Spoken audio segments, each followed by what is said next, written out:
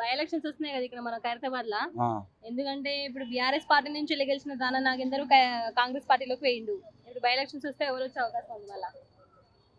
TRS పార్టీలో పోయినాడు, కాంగ్రెస్ లోకి వేయండు. కాంగ్రెస్ లో పోయిండు. నువ్వేమంటావు, పోవడం కరెక్టా కాదా? వాళ్ళు ఆ ప్రాపర్టీ వాళ్ళు కాపాడుకొని పోతారు. అంతేనా? మరి మీ గురించి ఎవరు ఆలోచిస్తారు? ఇక మనది ఇదే బతుకు మనది. ఆ ఉన్నోడే సంపాదించుకుంటాడు.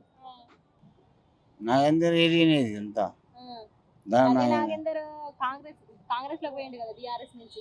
అందరు పోతారు కదమ్మా. ఇప్పుడు ఇప్పుడు నాగేంద్రనే కాదు, ప్రతి ఒక్కడు ప్రాపర్టీ సంపాదించుకొని కాపాడుకొని ఆన్లైన్ లో జంప్ అవుతారు. ఇప్పుడు ఎవరు వచ్చినా బై ఎలక్షన్లలో ఎవరు వచ్చినా కానీ ఉద్ధరించే వాళ్ళు ఎవరు లేరు. అర్థమైందా? ఖాళీ పైసా కోసమే వస్తారు, పైసా వాళ్ళు తింటున్నారు. ప్రజలకు ఏం చేస్తలేరు ఎవరు. అంతే స్వార్థం, ఎవరి స్వార్థం వాళ్ళు చూసుకుంటారు అంతే. నేను వచ్చినోడు అంతా నేను అది చేస్తా ఇది చేస్తాను అంటున్నాను, కానీ ఇప్పుడు వరకు ఎవరు ఏం చేస్తలేరు. మరి ఇప్పుడు మీ దగ్గర ఉన్న దానం నాగేందర్ బీఆర్ఎస్ నుంచి గెలిచి కాంగ్రెస్ లో వేయండు, ఏమంటావు దానికి? ఆయన కష్టపడి చేసిండు. అప్పటి నుంచి కష్టపడి కాన్స్టిట్యూన్సీ చేస్తుండే. జనార్దన్ రెడ్డి ఉన్నప్పటి నుంచి తిరుగుతుండే ఆయన. చేస్తుండే ఆయన మంచిగా చేస్తలేదని కాదు, చేస్తుండే పర్వాలేదు ఆయన.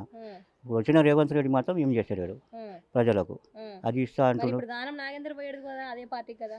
అదే పార్టీ కరెక్ట్గా దానం నాగేందర్ కష్టపట్టి కొంచెం చూస్తున్నాడు ఆయన. కొంచెం చేసాడని కాదు. డెవలప్మెంట్ ఏమైనా జరిగిందా మీకు ఇక్కడ? మాకైతే మంచిగా చేశాడు. కష్టపడి అయితే మంచిగానే చేసాడు. మాకేం తక్కువ చేయలేదు, ఏం చేయలేదు, మంచిగానే చేశాడు.